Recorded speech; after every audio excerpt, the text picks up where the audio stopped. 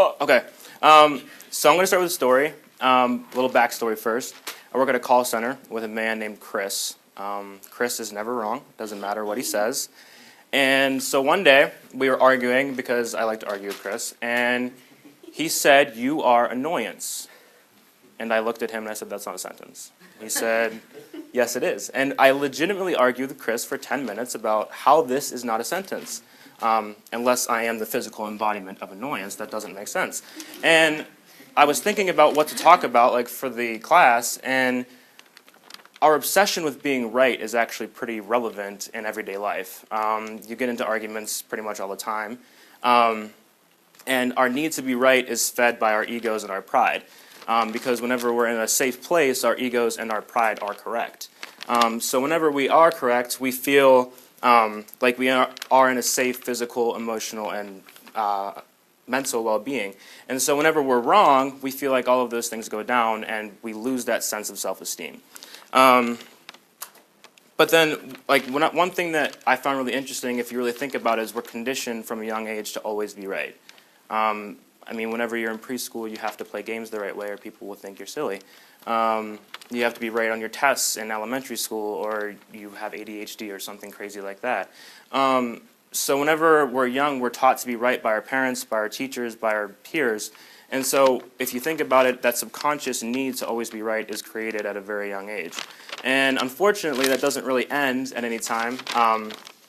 We continue to want to be right once we actually form opinions about things in the world. So whenever we're in high school and we actually understand things, you try to influence other people with your thoughts and what you think because you think that you're right. But what people don't really think about a lot is that being right actually has negative connotations with it. When you're constantly trying to influence other people and tell other people how they should think about specific things, you're actually negatively influencing that relationship. So maybe you are expressing what you're trying to express, but you're not helping the relationship with that person specifically. Now, obviously, if somebody says to me, "The sky is green," I'm like, "No, it's blue." You know, you want to help people not think the sky is green.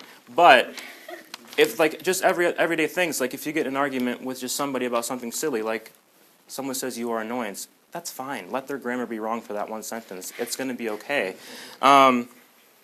But so I guess just the point is that being right is a good thing. You know, it does help you stay in that sense of well-being. But always trying to be right and always trying to influence other people with what you're thinking isn't good. And it does negatively affect, you know, the relationships that you try to create, you know, throughout your daily life. So some things to maybe focus on besides being right. I found this in a Huffington Post article. One thing that the author said was openness. So whenever you find yourself, you know, just try these when you find yourself in an argument. Instead of trying to find a way to prove that you're right, try to be open to what the other person is saying and thinking, you know, maybe this is a new perspective or a new way to look at whatever we're discussing. And maybe you'll actually get a better and a deeper understanding of whatever you are talking about. Another thing that the author said was detachment.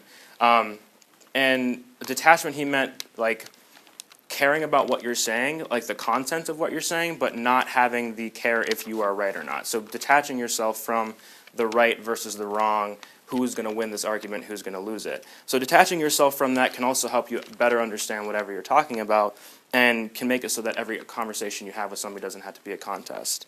And then the last thing that I'm going to bring up is humility, which I don't know if this is bad to say, but it seems like that's kind of lacking nowadays. To be humble isn't a bad thing. To say that you are wrong obviously sucks sometimes, but sometimes it happens. Like, nobody's ever going to always be right. So when you find yourself in an argument, especially if you know you're wrong, just admit it. It's not going to be the end of the world, as much as it might seem it will be. But so try your best. I say just the next couple days, if you find yourself in an argument that really doesn't mean that much, try to be open with the person and think about their perspective, and then try to detach yourself from, you know, thinking about that right versus wrong perspective, and then be humble if you ever have the chance to, and it might actually help you not always need to be right. Thank you.